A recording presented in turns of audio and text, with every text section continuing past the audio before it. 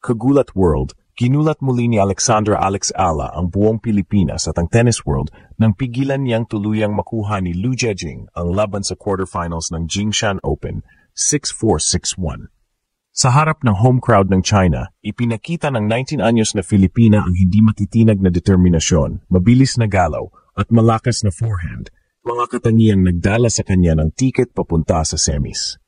Ang kanyang panalo ay hindi simpleng advancement. Ito ay pahayag na handa siyang makipagsabayan kahit sa mga powerhouse na nasa sarili nilang turf. Sa unang set, tila hawak na ni Liu ang momentum nang umabante siya ng 4-2 gamit ang kanyang experience at suporta ng crowd. Pero agad na bumangon si Alex. Dito nagsimulang unti-unti na bunyag ang puso ng Pilipina laban sa pressure. Pagtungtong sa second set, buong tapang niyang inatake ang laro. Biyayang bilis, kontroladong baseline play at agresibong ground strokes ang ginamit niya para bilang comeback ni Liu at sagupay ng bawat rally. Habang papasok sa semifinals, si Alex ay makakaharap ang rising star na si Lulu Sun, ranked number 146, para sa isang labanan na maaring maging defining moment ng tourney. Si Sun ang third seed at nagpanalo siya sa quarterfinals ng kanyang bahagi ng draw. Ayon sa mga sources, siya ay ang sunod na hamon ni Alex sa Jingshan Open. Para sa bayan, ang panalong ito ni Ala ay hindi lang dagdag sa kanyang record. Ito ay simbolo ng pag-uspong ng tennis sa Pilipinas. Isang batang Pinay na may tapang, disiplina at angwit upang maabot ang pinakamataas na entablado. Sa semifinal showdown na ito, hindi lang laban ang nakataya. Ito ay testamento ng pangako, ang pangarap na makitang ang bandila ng Pilipinas ay tatayo sa finals ng isang international tennis event. Buong Pilipinas ang muling nag-alab ng pigilin at tuluyang talunin ni Alexandra Alex Eala si Liu Jiajing sa quarterfinals ng Jingshan Open 6-4, 6-1. At opisyal ng paso sa semifinals ang ating batang pambato. Ang dominanteng scoreline ay tumatak hindi lang bilang panalo sa papel, kundi bilang patunay na handa si Alex na magdala ng tunog at presensya ng Pilipinas sa malalaking entablado ng Asia. Hindi naging madali ang simula. Umabot si Liu ng 4-2, lead sa unang set, at muntik nang masayang ang advantage ng ramdamin ng crowd na hawak na nila ang laro. Pero dito lumabas ang resiliency ni Alex. Nagtali siya ng 4 na magkasunod na games para kuhanin ang unang set, isang turnaround na nagpabago ng ihip ng match at nagpatigil sa momentum ni Liu. Pagpasok sa second set, sunod-sunod na winners at napakahusay na footwork ni Alex ang naging susi para iwasan ang anumang comeback. Mabilis na napako ang set sa 6-1. Ang susunod na pag-akyat ay ang pinakahinala-hinalang semis. Si Lulu Sun ang magiging kalaban ni Alex. Si Sun, nakasalukuyang nasa paligid ng WTA number 146 at kilala bilang isang left-handed power player, ay third seed sa draw at nagpakita rin ng solid form sa torneo. Panalo rin siya sa kanyang quarterfinal match para itakda ang Dream Semis clash. Ito ang unang official meeting nila sa main tour context sa loob ng tournament at malaki ang tactical test na nakaabang para kay Alex. Tactical na breakdown. Kontra Liu, ipinakita ni Alex na kaya niyang pigilan ang veteran's patience gamit ang depth at agresibong forehand.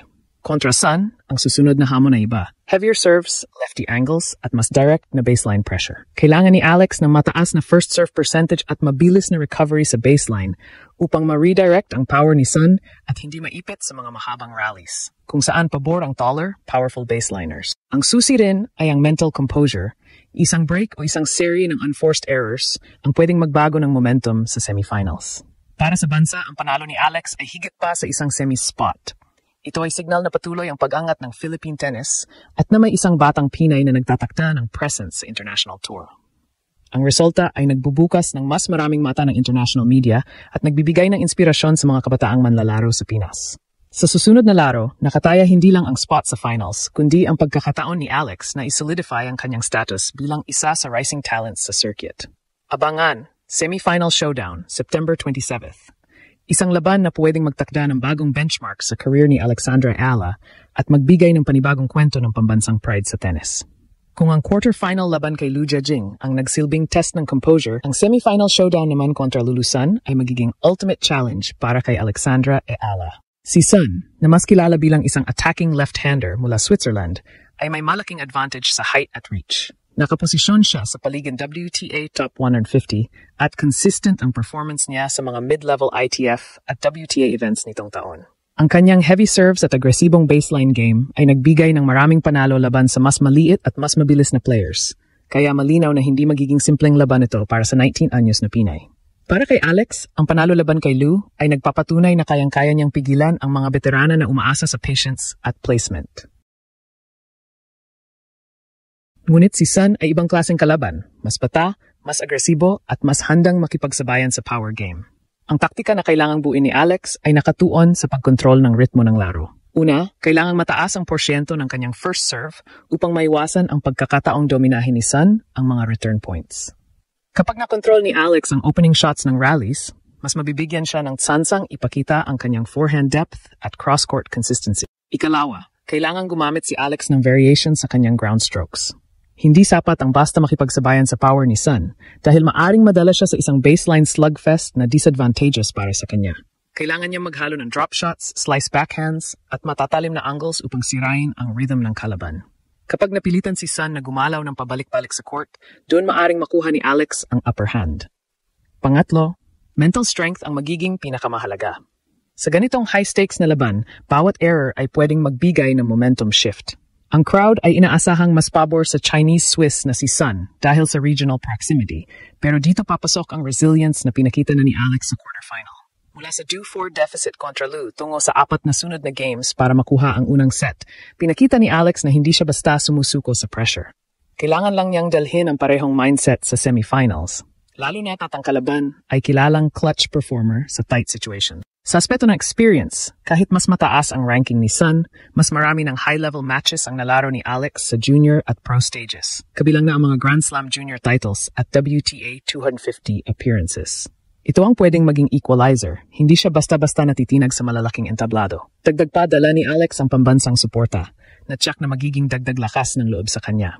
Kaya't habang papalapit ang semifinal clash, malinaw na hindi lang simpleng laban ang nakataya. Para kay Alex, ito ay pagkakataon upang patunayan na kaya niyang makipagsabayan sa mga mas mataas ang ranggo at mas kilalang players sa Women's Tour. At para sa buong Pilipinas, ito ay laban na nagdadala ng pag-asa at inspirasyon, patunay na may lugar ang ating bandera sa global tennis stage. Kaginulat, ito na ang sandali, semifinals ng Jingshan Open kung saan magtatagpo sina Alexandra Alex Ayala at Lulu Sun. Dalawang batang bituin, parehong gutom sa tagumpay, parehong gustong patunayan na handa silang umangat sa mas mataas na antas ng women's tennis. Para kay Alex, hindi lang ito laban para sa sarili niyang ranking. Ito ay laban na kumakatawan sa buong Pilipinas. Isang laban kung saan bawat palo ng kanyang raketa ay simbolo ng lakas, disiplina at pusong Pinoy. Hindi magiging madali.